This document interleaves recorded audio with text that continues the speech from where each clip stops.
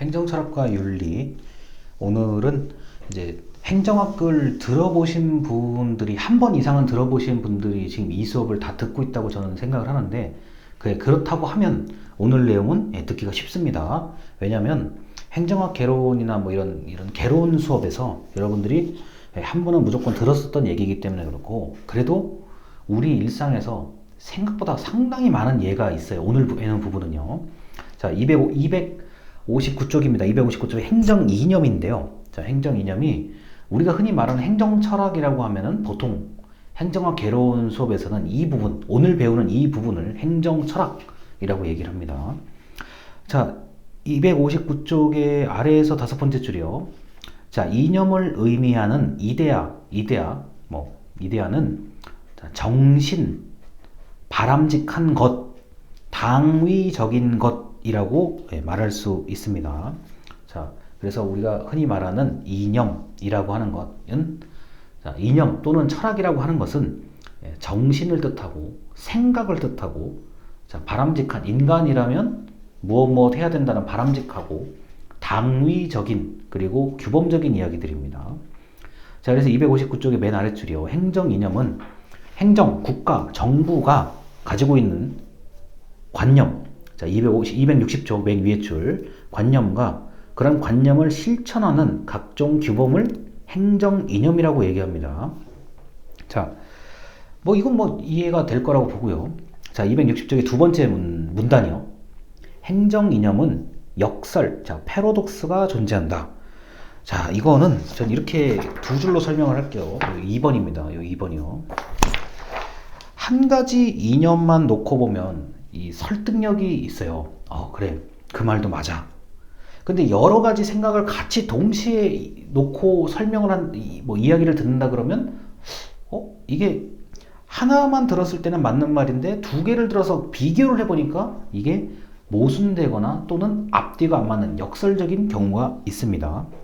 자, 우리가 이게 흔히 어떤 사람들이 이념끼리 대립한다 그래요.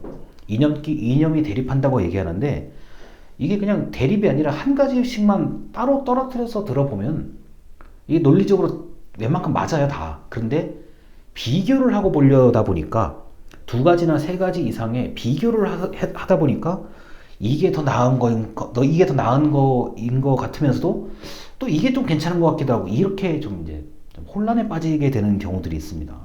자, 그래서 이걸 이제 이 260쪽에서는 역설, 패러독스라고 얘기를 하는 거고요.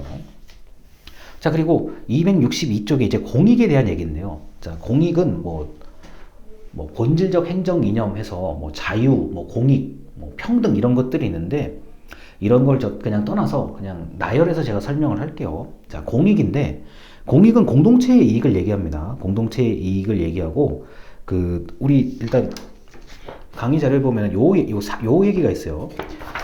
자, 공익은 개인의 이익, 사적인 이익을 전부 다 그냥 합하면 공익이다 라고 얘기하는 사람들이 있고, 사익은 사익이고 공익은 따로 존재한다고 얘기하는 사람들이 있어요.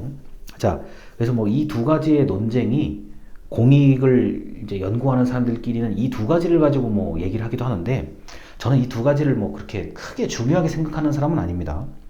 자, 그냥 저는 단순하게 공익은 공동체의 이익이다 라고 생각을 하는 사람이고, 공익을 여러 가지로 구분을 하는 또 다른 유형의 철학자들이 있습니다.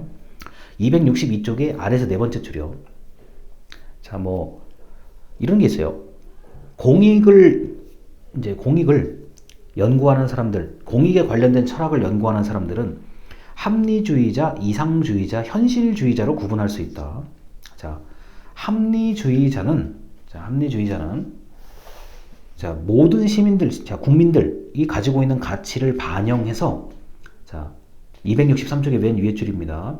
자, 공익으로 이해한다. 따라서 정책을 결정하는 사람이 합리주의자 입장의 공익 관점을 가지고 있다면, 자, 사회 구성원의 가치를 해석하는 사람이다 라는 얘기요. 자, 다시 말씀드릴게요. 이 지금 얘기는 정책을 결정할 수 있는 사람이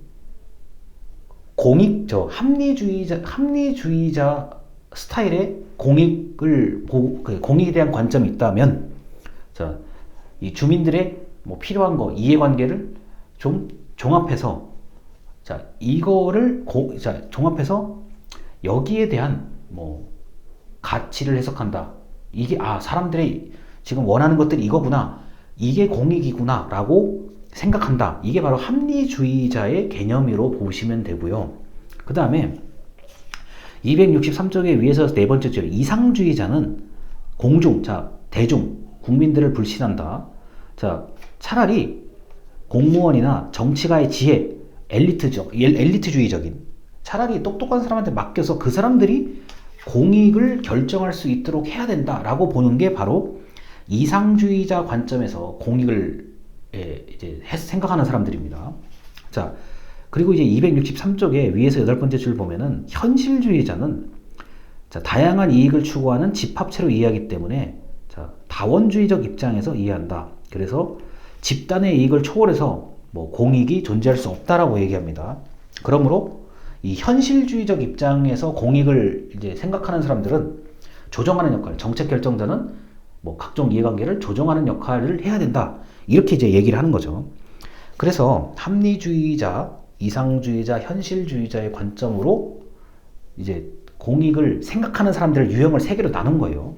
뭐 저는 뭐 이게 뭐 세 가지가 뭐 세 가지 중에 어느 게 더 맞다라고 얘기는 못 해요. 제 입장에서는. 왜 그러냐면은 합리주의적인 이런 관점도 맞아요. 이상주의적인 관점도 맞고 현실주의적인 관점도 맞아요. 제 입장에서는요. 제가 뭐 이 부분 이런 영역에 대해서 고민을 하고 좀 약간 공부를 해본 상태에서는 이게 뭐 어느 한쪽에 딱 맞다. 어느 한쪽이 더 우수한 이론이다. 이거는 좀 아닌 것 같아요. 제가 보기에는요. 나름대로의 타당성이 분명히 있습니다. 자, 그런데 263쪽에 두 번째 문단이요. 거기 뭐 맨스브리치라는 이야기가 나오는데 또 이런 사람들은 야, 공익은 그렇게 나눌 그게 아니라 이제 본인이 또 나름대로 견해를 얘기를 하죠. 자, 거기 보면 이제 이런 거죠. 그 세 가지 유형으로 공익을 나누고 있는데 첫째, 자 다수의 사람에게 이익이 되는 게 그걸 공익이라고 판단하는 거예요. 자 둘째, 자 개인보다 집단의 이익이 중요하다. 자 그 방금 말했던 다수의 이익보다는 조금 더 좀 차원이 좀 작은 단계예요. 집단의 이익이 중요하다고 얘기하는 이게 공익이다라고 하는 게 있고, 그다음에 세 번째, 개인끼리 의사소통을 통해서 합의를 이루는 게 이게 공익이다라고 얘기하는 게 있어요. 그런데 이 세 가지도 마찬가지로 공익이 이렇다라고 분류를 해놓은 겁니다. 저 개인적으로는 뭐 어떤 게 더 맞다고 얘기를 할 수가 없어요. 이거는요. 자, 그래서 공동체의 이익, 공익을 연구하는 관점들이 다르고 연구자마다 그거를 유형을 나눴다는 거 정도만 알아두시면 여러분들 거의 문제가 없어요. 자, 264쪽입니다. 아래서 네 번째 줄이요. 자, 공익과 사익의 관계와 관련된 문제다. 자, 공익은 정말 뭐냐? 책에 있는 내용 있는 거예요. 과연 사익의 총합이 공익이냐? 뭐 이런 거. 그리고 공동체의 이익이 개인의 이익을 제한하는 근거는 무엇이냐? 자, 다시 말해서요. 공익이 왜 우선이냐? 왜 공익이 사익보다 우선해야 되느냐? 이런 아주 어려운 질문들을 할 수가 있죠. 자, 그리고 265쪽에 위에서 세 번째 줄이요. 자, 수준별 차이입니다. 자, 국가 전체의 공익이 우선이냐, 지역적인 공익이 우선이냐. 이것도 굉장히 난감한 문제입니다. 어떤 지역의 문제가 국가 전체에 영향을 줄 때는 이러면 또 어떻게 하냐는 거예요. 그러니까 말하기 나름이에요, 지금요. 자, 그 다음에 또 하나 그 내용을 좀 보다 보면은 265쪽의 위에서 일곱 번째 줄입니다. 자, 공익을 제한하는 근거는 뭐냐? 뭐 이런 얘기들.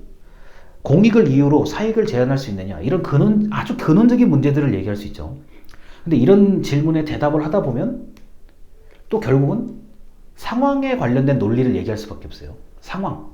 그 다음에 뭐 그 시대의 어떤 뭐 맥락, 역사를 가지고 또 얘기할 수밖에 없는 아주 복잡해요. 공익에 대한 논의는요.